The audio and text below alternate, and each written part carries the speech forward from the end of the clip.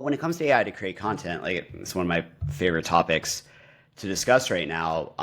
Because I'm not against using AI in the production or creative process at all. But where I think AI gets dangerous is when you outsource your thinking to it. Because writing is thinking, right? When writing is hard, it's because we're really trying to figure out what we want to say. So even when you go to AI for that first outline, you're outsourcing that thinking to the AI, and whatever the output you're going to get from ChatGPT or Claude is really going to anchor your ideas. And inherently, the way that these frontier models work, both through the way that they're essentially an averaging out of all of the text on the web that has been scraped, copyright be damned, in their training data, and also move towards safe outputs through the human reinforcement learning in essentially digital sweatshops in Africa and Southeast Asia.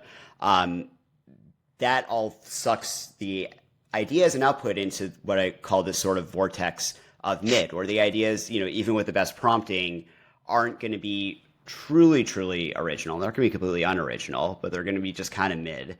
And, the quality, it's going to be better than, even a lot of freelance writers you might be able to hire, certainly better than an intern. But it's a little bit dull and soulless. One of the best jokes I've heard is, that AI art and writing has done what humans can never do and proven the existence of the soul just by reading it and seeing the lack of it.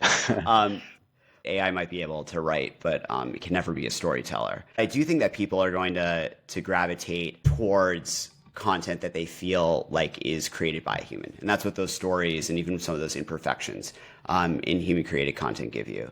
Like, is your LinkedIn feed like mine flooded with people making those avatar videos and being like, this is crazy, this is going to change everything, this was a fake video of me?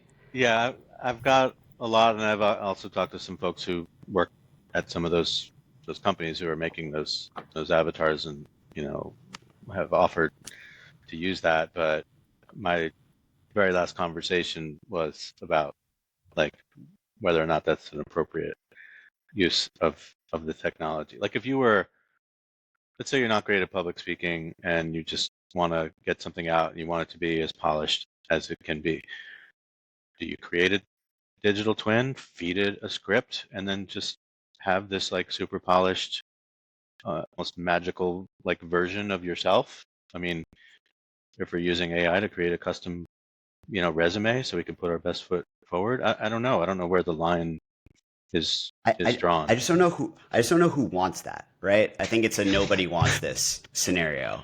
Yeah.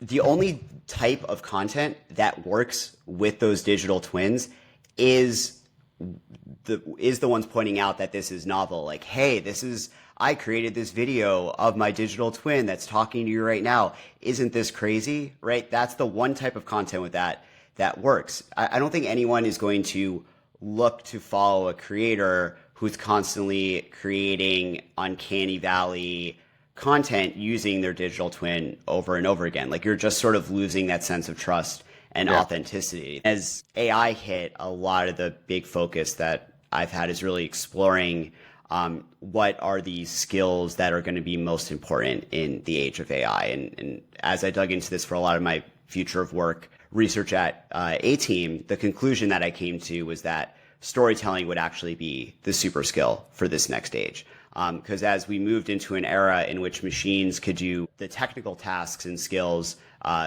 better than the vast majority of us, the thing that's going to be most valuable at work is the relations we have with other people, our ability to rally folks together, to communicate a clear vision, to set that path forward.